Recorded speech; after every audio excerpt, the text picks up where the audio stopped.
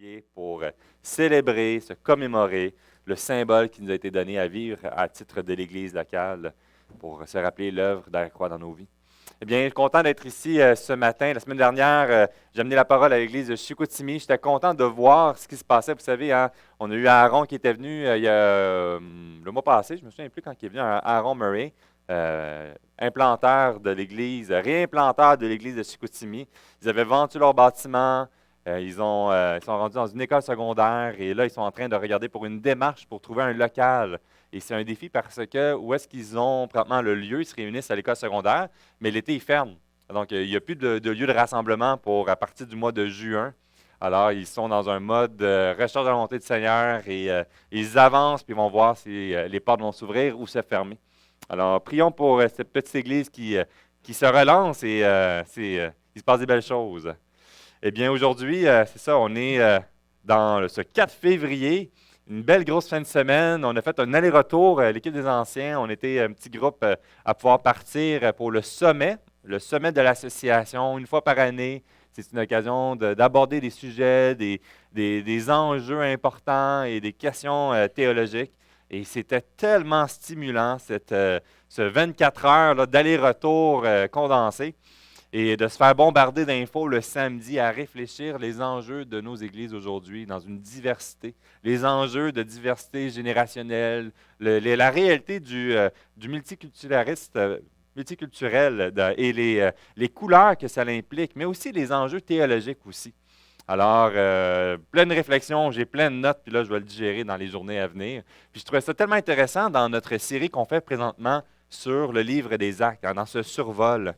Ça nous apporte à réfléchir encore la raison de pourquoi on se réunit ici, à titre d'église d'Alma, où dans chaque région qu'on va voir, il y a des communautés qui se réunissent à titre d'église locale.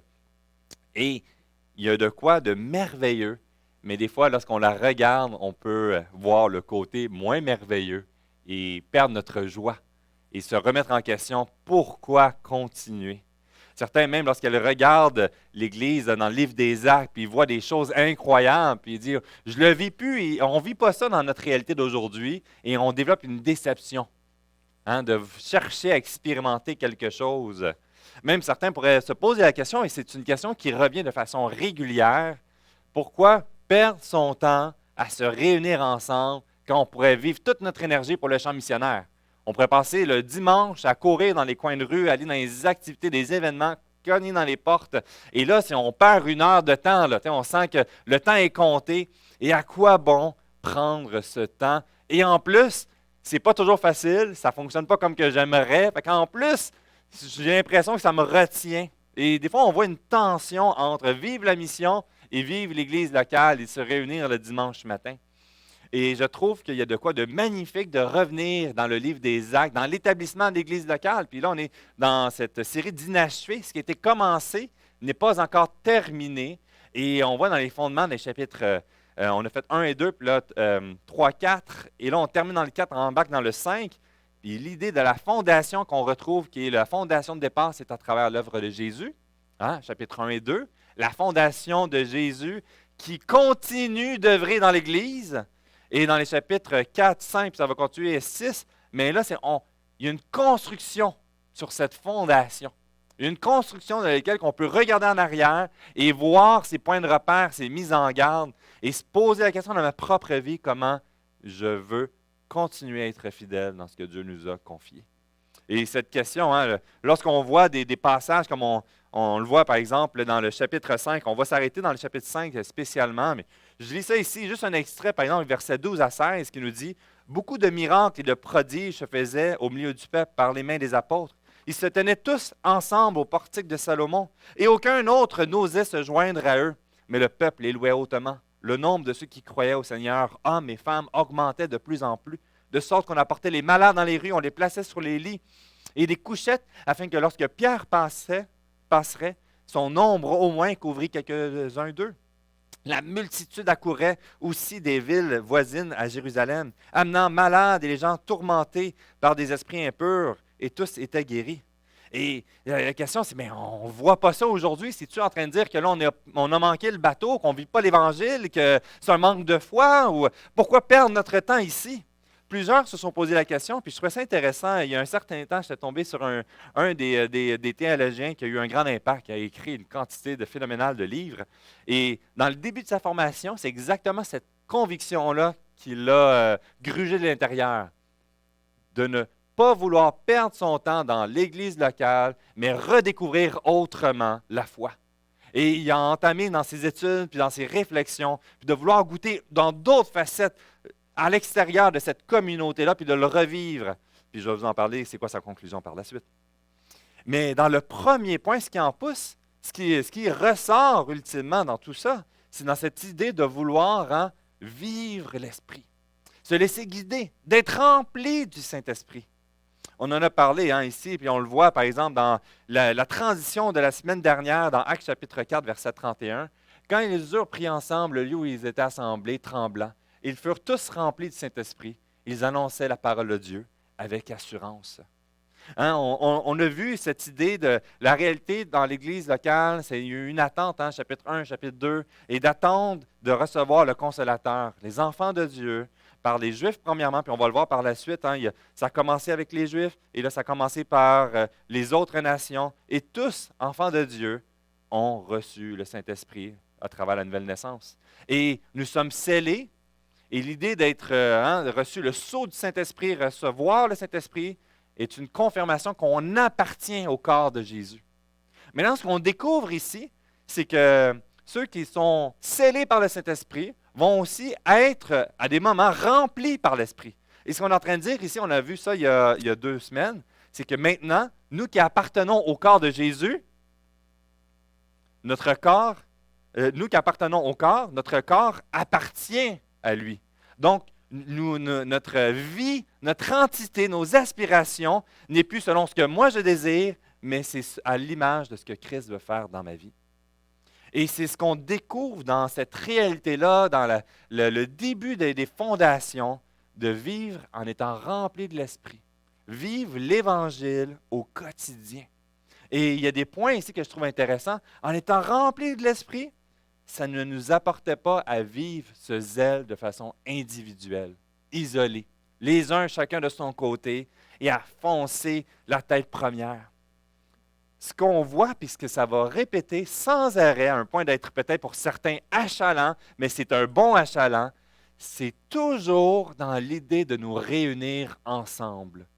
Les croyants régénérés par le sang de Christ, scellés par le Saint-Esprit, et on voit cette idée d'être remplis par l'Esprit, nous lui appartenons et nous nous regroupons ensemble. C'est dans le premier point qui va frapper, c'est toujours dans l'idée que les nouveaux disciples, ceux qui vont venir à l'Évangile, puis prenez le temps d'observer cette réalité relationnelle les uns avec les autres, et que dans ma relation avec Jésus, dans ma croissance avec Jésus, ça va se vivre avec mes frottements relationnels avec d'autres croyants. Et c'est cette idée, c'est pour ça qu'on parle, il y a l'idée de l'Église. Puis dans le livre des Actes, ce qu'on parle, c'est que tous les croyants nous formons l'Église universelle. Puis un jour, on va adorer ensemble dans la présence de notre Père et nous serons l'Église. Mais en attendant ici, dans les vivants qui se réunissent par région, il y a cette idée de se frotter dans l'Église locale. Puis on le voit ici, par exemple, dans Actes 32-37, la multitude de ceux qui avaient cru n'était qu'un seul cœur et qu'un seul âme. On voit le 4 qui va nous aider à voir le 5. Et cette réalité-là frappe sans arrêt d'un seul cœur et d'une seule âme, de se réunir ensemble. Puis ce qu'il n'est pas en train de dire ici, puis on va le voir dans le prochain point, c'est que des fois, on va voir le livre des Actes et on va dire que c'était tellement beau.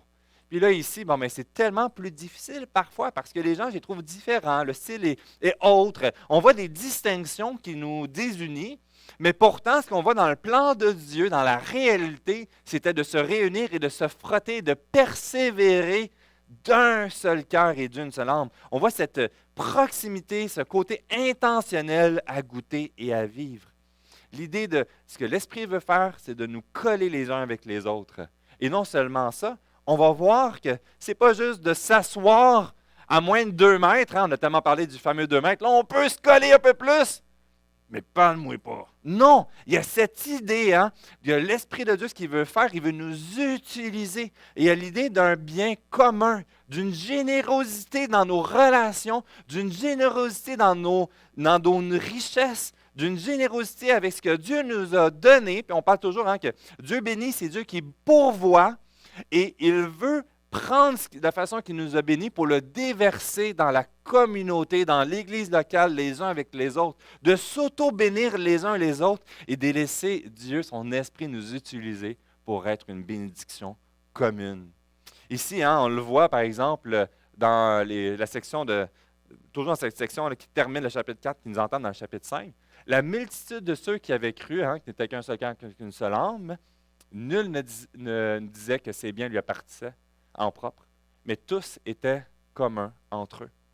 Il y a une idée de mettre les uns avec les autres dans un commun accord, de vouloir payer le prix ensemble pour l'œuvre de l'Évangile. C'est exactement ça. On a parlé qu'il y a une réunion annuelle qui s'en vient le 25 février, puis il y a cette idée qu'annuellement, une fois par année, on se réunit, on célèbre ce que Dieu a fait dans les années passées, ce qui s'est passé la dernière année. On célèbre et on vient venir dans la présence pour dire, Seigneur, voici la nouvelle année. Comment tu veux nous utiliser? Et on cherche dans sa volonté, son discernement, dans les priorités, les enjeux, les besoins. On parle de budget, puis des fois on dit, budget, j'ai envie de vomir, je déteste parler de chiffres ou quoi que ce soit. Moi, j'aime ça. Sur ça, j'aime planifier et rêver. Mais cette idée-là dans le budget, ultimement, ce qu'on est en train de dire, c'est on veut mettre en commun nos richesses selon la volonté du Seigneur pour le servir et qu'il nous utilise ensemble. Et on réfléchit, puis la réunion annuelle est importante parce qu'il y a un pas de foi pour chacun d'entre nous à vouloir mettre dans ce bien commun. On découvre que finalement, on continue de le vivre encore aujourd'hui, mais dans notre réalité à nous, à chacun. Ici, dans cette réalité de ce bien commun, on découvre le point qui est important ici à voir, c'est que c'est toujours encore dans cette réalité-là, dans la mesure de chacun qui est propre. Et certains vont dire, regardez, tout le monde va mettre en commun, mais on voit que le chapitre 4, la fin, nous montre une histoire particulière qui était unique. Le Seigneur a mis à cœur à certains d'être plus généreux, de payer un prix encore plus élevé et qui paye ce prix plus élevé dans la joie. Et ça montre encore dans la façon que Dieu va nous mettre à cœur, va nous utiliser, va nous diriger, c'est qu'à travers cette communauté ensemble, de vouloir payer ce prix et de persévérer à laisser Dieu nous diriger, nous utiliser à travers nos temps, nos dons, nos énergies et nos ressources financières. Mais ce n'est pas dans la même mesure pour chacun. Et on le voit dans cette section-là ici, je trouve ça très intéressant. Les apôtres rendaient avec beaucoup de force témoignage de la résurrection. C'est ça ici? Oui, c'est ça ici. OK. La multitude de ceux qui avaient cru n'était qu'un seul cœur et qu'une seule âme. Nul ne disait que ses biens lui appartissent en propre, mais tous étaient communs entre eux. Les apôtres rendaient avec beaucoup de force témoignage de la résurrection de notre Seigneur Jésus. Et une grande grâce reposait sur eux tous. Il y avait parmi eux aucun indigent. Tous ceux qui possédaient des champs et des maisons les vendaient, appartenaient le prix de ce qu'ils avaient vendu, et les déposaient aux pieds des apôtres, et on faisait des distributions à chacun selon ce qu'il en avait besoin. Joseph, et là il prend une histoire ici. Joseph, surnommé aussi par les apôtres Barnabas, ce qui signifie fils d'exhortation, lévite, originaire de Chypre, vendit un champ qu'il possédait, apporta l'argent et le déposa aux pieds des apôtres.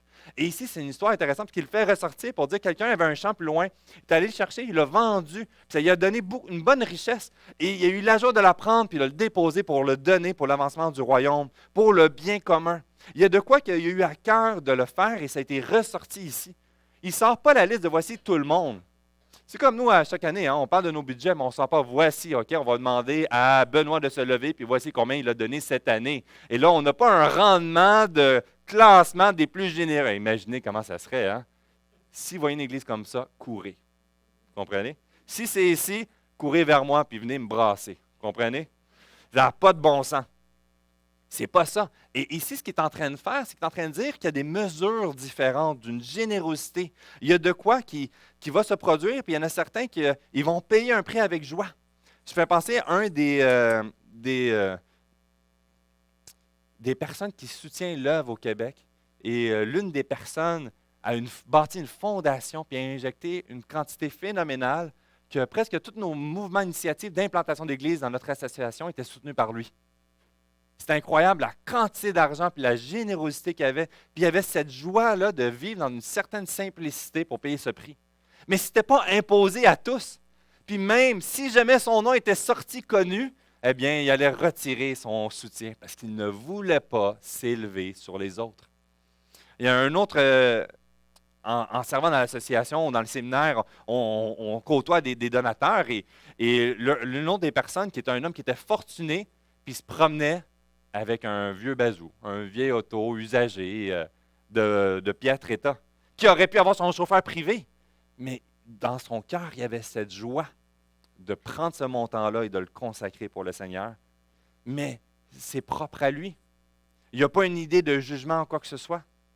Il y a ici ce qu'on découvre vraiment dans cette idée. Puis par exemple, dans Barnabas, le Seigneur va l'utiliser d'une façon particulière. C'est un exemple d'une personne qui avait la joie de servir le Seigneur en fonction de la façon qu'il voulait l'utiliser. Il est cité comme modèle 26 fois dans le livre des Actes, puis 5 fois dans les Épîtres. Il sera un encouragement pour Paul. On le voit dès le début, sa joie d'être généreux. Et cette générosité, c'était avec lui puis le Seigneur. Et c'était un encouragement pour chacun d'entre eux. Et je veux le voir dans ma propre vie de cette foi. De voir Dieu m'utiliser et de faire des pas de foi, mais dans la mesure de ce qu'il veut me confier à moi. Et il y a de quoi qui est à chacun d'entre nous. Puis vous savez, de la réalité qu'on découvre, c'est qu'il y a une beauté de ce que l'Esprit veut faire dans chacune des églises. Dans une couleur différente. Mais dans la saison de vie qu'on se retrouve, il y a le Seigneur qui a cette assurance qu'on lui appartient, puis une œuvre qui veut continuer. Et plusieurs vont vouloir rejeter l'Église locale et dire on va vivre autre chose autrement. Puis c'est exactement ce que René Pache avait comme conviction, de vouloir vivre l'Évangile différemment hors de l'Église locale, dans une nouvelle formule. Et c'est un homme intelligent, je ne sais pas s'il y en a qui ont déjà entendu parler de René Pache ou dans les livres qu'il a composés. Puis la conclusion qu'il a faite, c'est que ça doit passer par l'Église locale. Sa démarche de réaction pour vouloir s'éloigner puis aller goûter autre chose à l'extérieur, l'amener à la conviction que ça doit passer dans cette réalité, dans le plan de Dieu. Et même s'il y a des choses qui me dérangent, que ce n'est pas de la façon ou de la vitesse, c'est là que Dieu veut se glorifier et son œuvre de grâce passe dans l'œuvre de l'Église locale. Il y a de quoi de divin.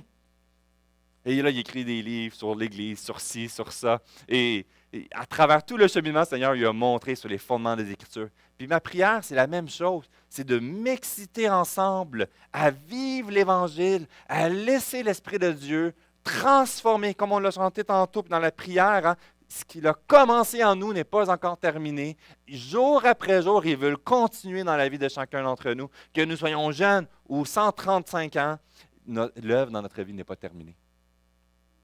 Même si c'est notre fête aujourd'hui, ce n'est pas terminé. Il y a une continuité. La fin, c'est son retour quand il va venir nous chercher. Et c'est cette idée dans laquelle on s'excite à vouloir continuer à persévérer. Et le chapitre 5 nous met cette mise en garde. Parce qu'on peut regarder dans le livre des Actes et on dit « Wow, c'est tellement facile, c'est tellement beau, on voit les miracles, les guérisons, les apôtres sont là, tout va bien, c'est incroyable, j'aurais voulu être là. » Et comme si que là, hein, vous savez l'expression, on regarde le terrain du voisin, hein, puis le gazon, il est quoi? Toujours plus beau, hein? Toujours plus vert. Hein? Toujours. Puis finalement, quand on déménagerait, on achèterait la maison, puis on irait habiter chez le voisin à la place, puis on va dire, ouais, finalement, mon terrain était plus beau. Là, toujours cette idée d'insatisfaction, puis on regarde dans le côté. Puis ce qu'on découvre dans le chapitre 5, la réalité, l'enjeu spirituel, parce que ce que Dieu veut faire goûter dans son œuvre de grâce dans l'Église locale, Satan, ce qu'il veut, c'est tout sauf ça. Puis il va utiliser des moyens efficaces pour créer la division, l'insatisfaction, nourrir notre orgueil en soi. Et c'est intéressant, je lisais un livre qui parlait d'un projet d'agrandissement pour rayonner. Et le pasteur, avec le conseil diaconal, puis il regardait les fonds qu'il y avait, puis il n'y avait pas beaucoup d'argent, puis il était capable à peine de faire l'agrandissement nécessaire. Puis là, il regardait pour couper dans leurs fonds, pour mettre une belle devanture riche en façade pour attirer les regards des gens. Et puis là, il avance dans le projet, puis finalement, lorsqu'il essaie de passer à faire approuver, ça se fait refuser, puis il se fait reprendre pour dire l'Évangile, ce n'est pas quelque chose de superficiel et de façade. Il faut que ça représente l'authenticité qui est à l'intérieur. Et ça l'a frappé pour dire, c'est ça l'Évangile aussi dans nos vies.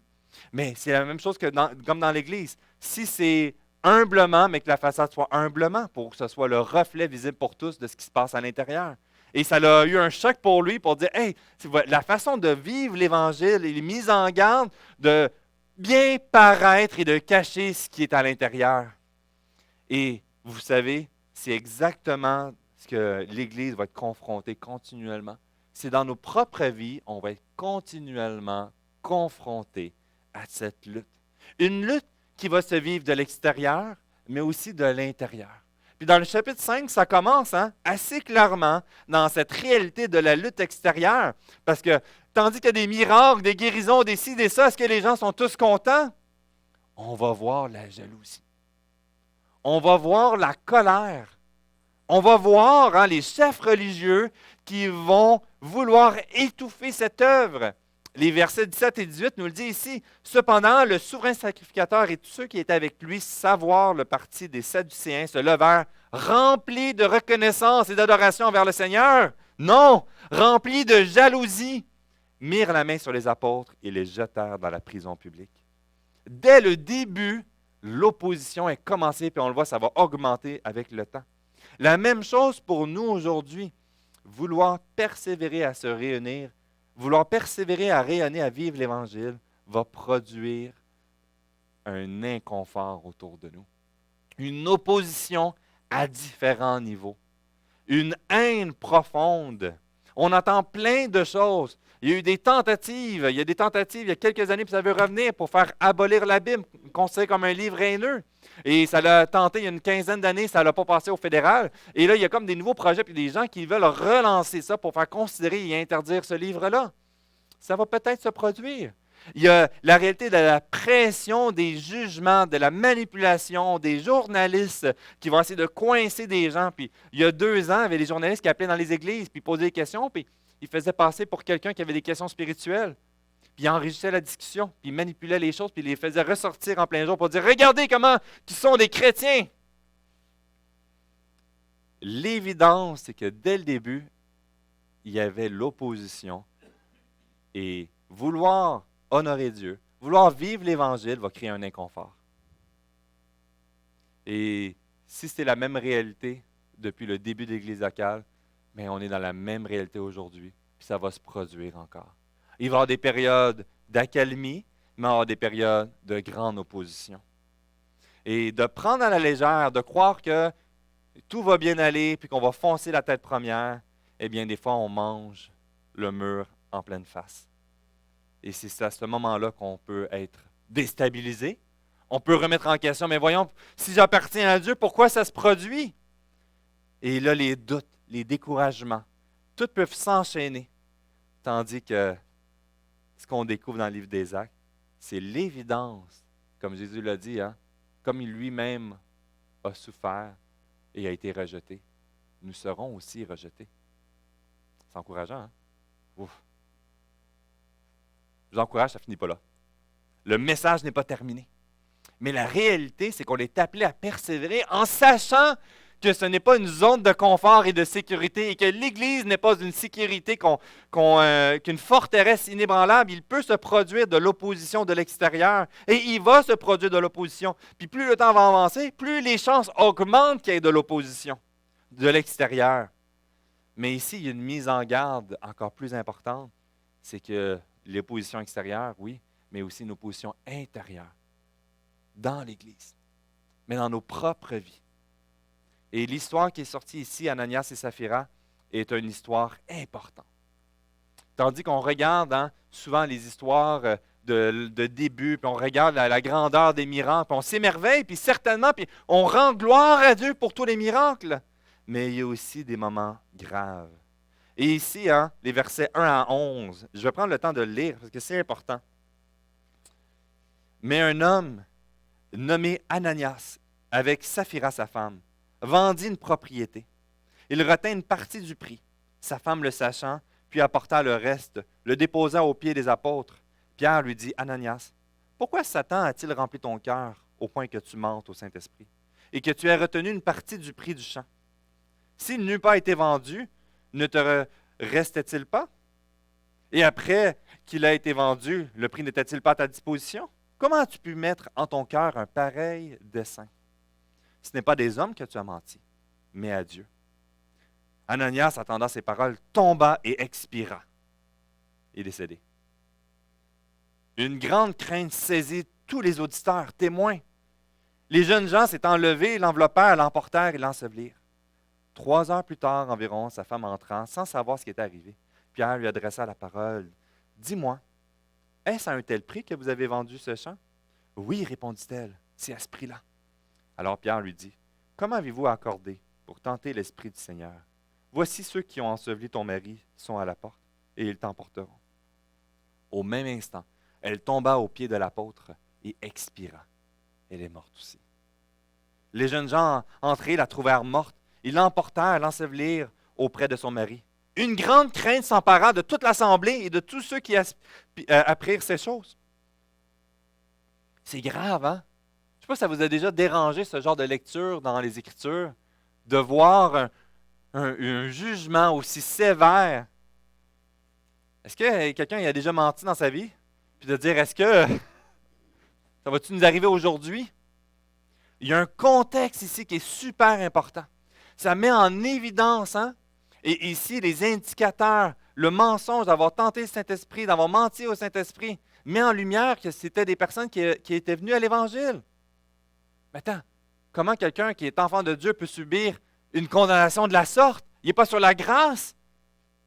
On découvre cette réalité ici et la crainte, la sainte crainte de la sainteté de Dieu. La colère de Dieu déversée pour ceux qui ont rejeté l'Évangile, mais la sainteté pour les enfants de Dieu qui sont appelés à avancer jour après jour à son image. Qu'est-ce qui s'est produit? Le prince de la séduction, comme avec Adam et Ève, continue de souffler aux oreilles des enfants de Dieu. Ce n'est pas terminé. Parce que des fois, on voit que l'Évangile, lorsque je suis venu à l'Évangile, j'ai l'assurance de mon salut, que là, je peux m'arrêter, c'est une finalité. Puis la vie, je peux maintenant me reposer. On a notre repos en Christ, certainement.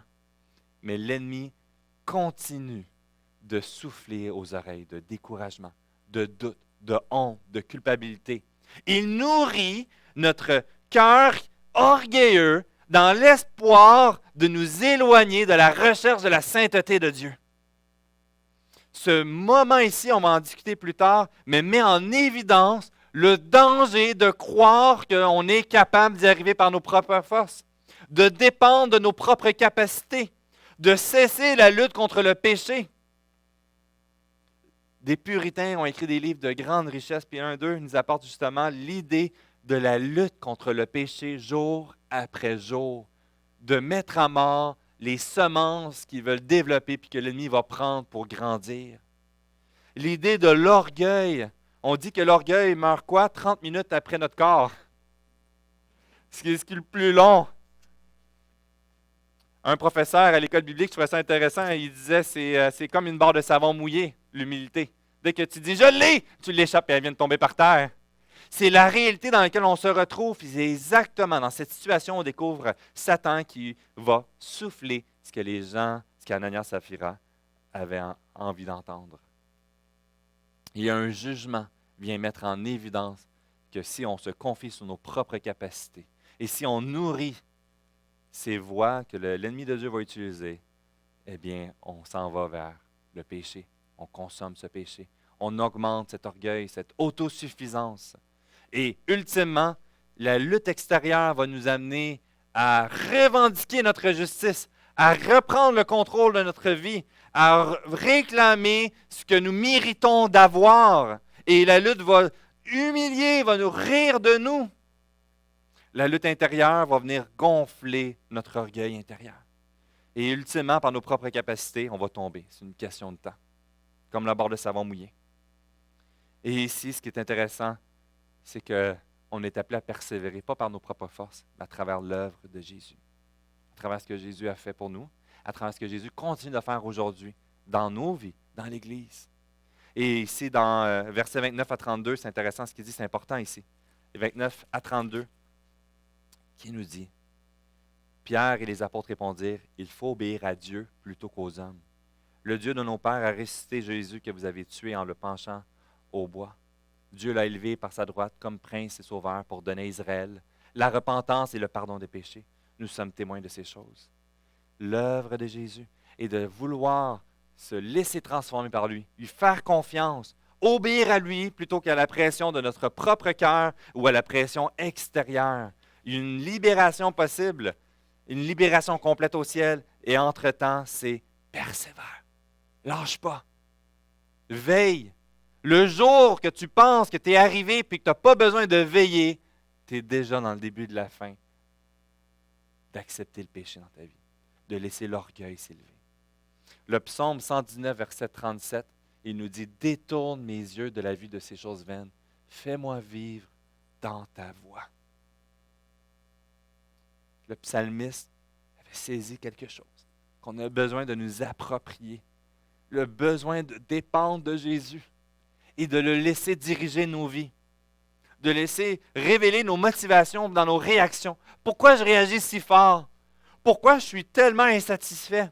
Pourquoi je fais de l'anxiété la nuit puis je me réveille sans arrêt? Quel est le mensonge que Satan utilise à nourrir jour après jour puis que j'accepte puis que je me nourris dans ça? Pourquoi je réagis si fort dans ces situations? Pourquoi je me mets en si grande colère quand on rit de moi dans cet élément-là? Ce qui nous apporte, c'est de rediriger notre regard. Hein? La question des couronnes célestes, hein? Mais aussi les couronnes terrestres. Puis des fois, on est tellement préoccupé à avoir notre royaume et à développer nos couronnes terrestres maintenant qu'on va réagir promptement et on perd la perspective éternelle du céleste de ce que Dieu veut faire. L'Évangile authentique, ça commence à travers une vie d'humilité, en reconnaissant nos faiblesses et notre besoin de dépendre de Dieu. Et à travers cette prise de conscience de la lutte, c'est pas de dire, bon, mais allons nous isoler, allons dans un shack dans le fin fond du rang de je ne sais pas où, dans le nord, puis dire, je ne veux plus être en relation avec personne. Il y a une assurance qu'on peut avoir. Il y a une assurance de persévérer avec assurance remplie de l'esprit. Une assurance d'une œuvre de transformation qu'il veut faire. Puis ça me fait penser, parfois on a des préjugés, on prend pour acquis des choses, mais il y a une œuvre de Dieu qu'on n'est pas conscient, qu'on ne voit pas. Et de le laisser le contrôle de cette situation, on peut dire, Seigneur, prends ma vie, prends cette situation, prends les obstacles qui sont là et glorifie-toi dans la façon que tu veux le faire, dans le temps que tu veux faire. Et dans le livre des Actes, c'est ce qu'on découvre. Puis ça me fait penser à une histoire qu'à un moment donné, on avait lancé un service de soir. Puis on en avait parlé, je pense, il y a quelques semaines. Puis c'était près d'un petit parc. Puis il y avait une occasion d'évangélisation. Puis finalement, les jeunes adultes avaient beaucoup, avaient pris à cœur ce projet-là. Mais les plus anciens de notre Église mettaient une certaine pression pour dire on ne veut pas soutenir financièrement ce projet-là. C'est une perte de temps. De toute façon, les jeunes, mais ils ne vont même pas participer financièrement dans ça. Il y avait plein de préjugés. Puis là, dans l'équipe pastorale, on dealait avec ça. On avait une contrainte financière parce que c'était une initiative, puis les jeunes avaient vraiment à cœur. Mais oui, ça coûte de l'argent. Puis là, on voit les investissements qui augmentaient.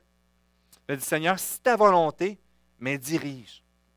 Puis dans un service, il y avait une quinzaine de jeunes adultes.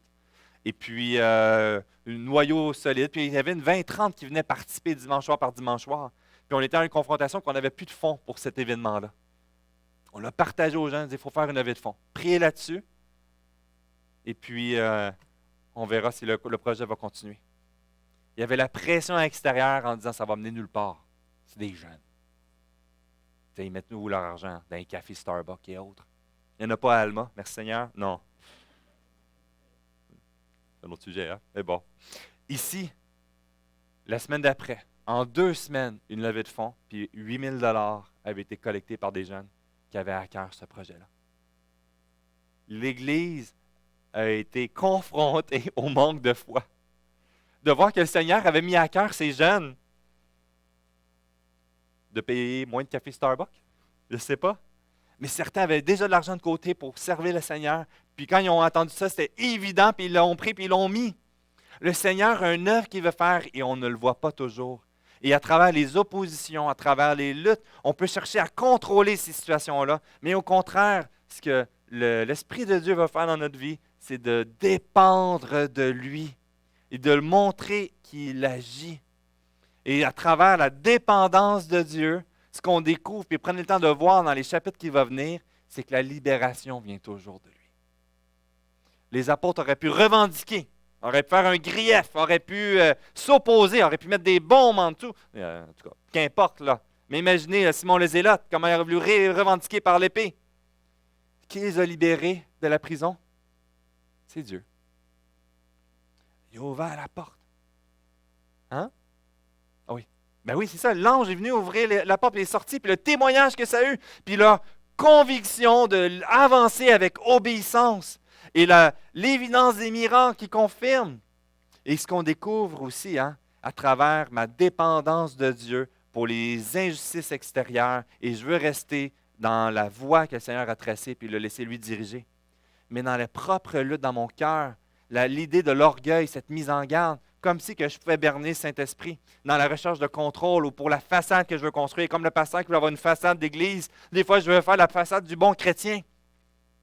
Puis Dieu le voit. Et à travers l'histoire d'Ananias et Saphira, comme à chaque période qu'on découvre l'établissement de la loi, qu'on découvre la sortie d'Égypte dans le désert, qu'on découvre les périodes de l'Église locale, il y a les miracles qui confirment que Dieu est en contrôle, puis ça vient de lui. Et il y a le jugement qui met en garde et qui montre sa sainteté. C'est un jugement d'une mise en garde pour nous aujourd'hui encore. C'est un jugement qui n'est pas en train de dire que ça va se produire à chaque fois, comme dans la sortie d'Égypte, mais c'est comme les miracles. On n'a pas besoin de ces miracles-là aujourd'hui parce qu'on a l'assurance que ça venait de lui. Et le jugement qui a eu lieu ici, ça ne va pas se produire à chaque fois, mais c'est la même mise en garde pour nous sur la sévérité de la sainteté. Et le mensonge dans lequel ils ont accepté, qu'ils ont nourri, c'est une mise en garde pour nous-mêmes de ne pas développer des mensonges d'orgueil, d'hypocrisie. Il y a une mise en garde qui est faite, qu'on retrouve dans 1 Corinthiens chapitre 11, puis on va passer le repas du Seigneur, je trouvais ça intéressant, c'est la même réalité pour nous aujourd'hui. Mais dans cette mise en garde, dans les versets 27 à 30, c'est pourquoi celui qui mangera du pain et qui boira de la coupe indignement sera coupable envers le corps et le sang du Seigneur. Chacun donc s'éprouve soi-même et qu'ainsi qu'il mange du pain, qu'il boive de la coupe, que celui qui mange et boit sans discerner le corps de Christ mange et boit un jugement contre lui-même. C'est pour ça qu'il y a parmi vous beaucoup d'infirmes, de malades, et qu'un grand nombre sont morts. Il y a une idée dans le Nouveau Testament qui nous met en garde. Ce n'est pas en train de dire que dès qu'une maladie, c'est une condamnation de péché. Mais ce qu'il est en train de dire, c'est que peut-être que Dieu utilise ça pour t'amener à la repentance et qu'il y a un jugement qui en déverse. Ici, ce qu'on voit dans cette mise en garde de dépendre de Dieu et de s'attacher à la famille de Dieu. C'est dans l'autre élément, c'est donc seul, tu vas être continuellement confronté aux luttes, à la séduction. Et tu vas t'isoler. Comme une grenouille dans une chaudière, la chaleur va augmenter progressivement, puis on va bouillir, puis à un moment donné, on va cramer, puis on va être un repas. De chercher dans la crainte de Dieu sa face et de dépendre de lui, puis de le laisser lui transformer, puis d'avancer, ouvrir le chemin devant nous. Et dans le deuxième point, dans mon attachement à la famille de Dieu, puis il y a une idée les uns les autres, et ça va frapper, puis à travers la prière, de dépendre les uns les autres et de confesser nos péchés les uns les autres, prier pour les uns les autres, afin que vous soyez guéris. La prière fervente du juste a une grande efficacité. Et cette idée de la repentance commune, dans quel contexte tu te retrouves dans l'Église, puis il faut réfléchir à ça. Et on parle, puis là, on veut organiser dans le mois de mars, Dieu voulant, ou avril, une journée de prière. Avoir un temps qu'on va se réunir un samedi, puis on va chercher la face de Dieu. Puis on va sonder ses voies. Puis on va sonder, Seigneur, quel est l'aspect dans ma vie que j'ai besoin de remettre à toi? Et de le confesser les uns les autres pour laisser l'œuvre de sanctification que Dieu veut se glorifier dans notre faiblesse. La conférence hier, je trouvais ça tellement intéressant, elle nous apportait cette mise en garde de l'orgueil spirituel versus l'humilité. Puis, c'est intéressant, c'est que dans l'orgueil, un peu comme Ananias et Saphira, avaient Barnabas juste en arrière, qui ont été témoins de ça. Puis, ils ont vu l'impact et le témoignage que ça a apporté. Puis, ils se sont dit, moi aussi, je veux ça. Et ils l'ont fait avec hypocrisie. Ils ont gardé un argent caché. Puis, ils ont voulu bien paraître de la même façon. Et Dieu a vu les motifs. Dieu a confronté le péché. Et ils sont décédés. Ne tombons pas dans les mêmes pièges de vouloir bien paraître et de se conforter dans notre condition d'orgueil ou de péché. Ici, ce qui est intéressant dans la définition entre un orgueil spirituel et l'humilité, j'ai beaucoup aimé cette phrase qui dit « L'orgueil spirituel développe un sens aiguisé des fautes des autres. » Je vois les faiblesses des autres. J'ai un discernement super fort pour dire « Lui, il manque de foi. » Lui, il n'est pas assez spirituel. Lui, il n'est pas assez... il manque de foi, d'avancer avec conviction. Lui, il n'est pas assez si. Lui, il est trop dans le doute. Il est trop dans... Et là, on a un super discernement aiguisé. L'humilité développe un sens aiguisé de notre propre condition pécheur. De notre propre besoin de grâce. Au lieu de bomber mon torse, et de voir la faute des autres, j'ai besoin d'user mes genoux, puis de reconnaître que sans l'œuvre de Christ, encore aujourd'hui, je n'y arriverai pas.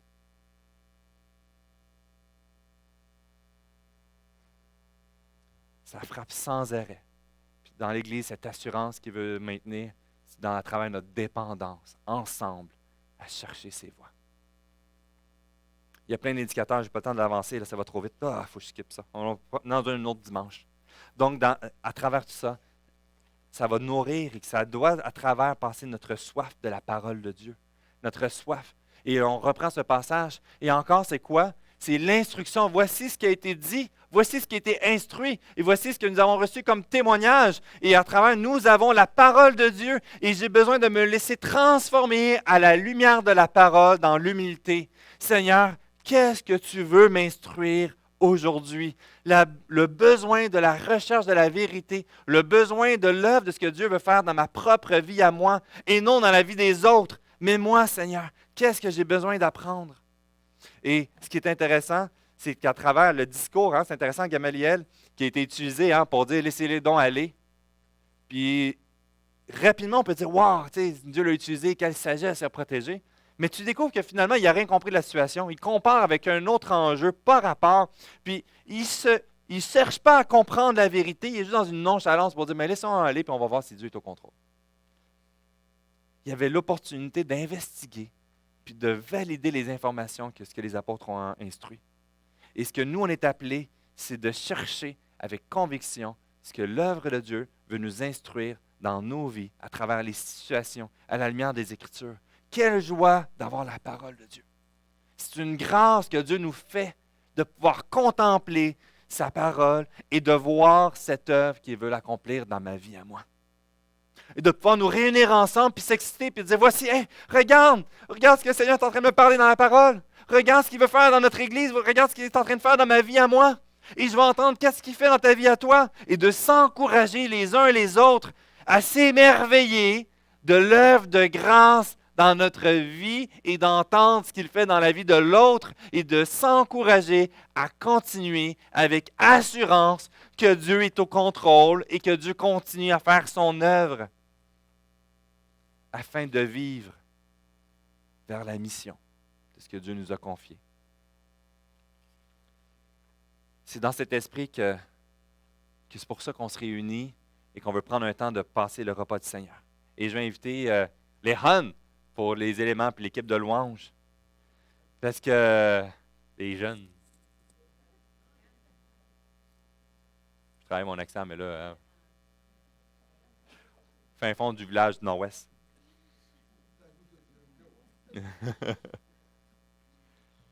À travers le repas du Seigneur, c'est exactement ce qu'on a besoin de vivre, chacun d'entre nous. On a besoin de nous arrêter, chercher les voies de Dieu pour notre vie. Quel est l'élément encore que je cherche à contrôler? quel élément que je ne veux pas écouter la voix de Dieu. Puis j'ai besoin de dire, Seigneur, prends-le. Des fois, je ne vois pas Dieu agir dans ma vie.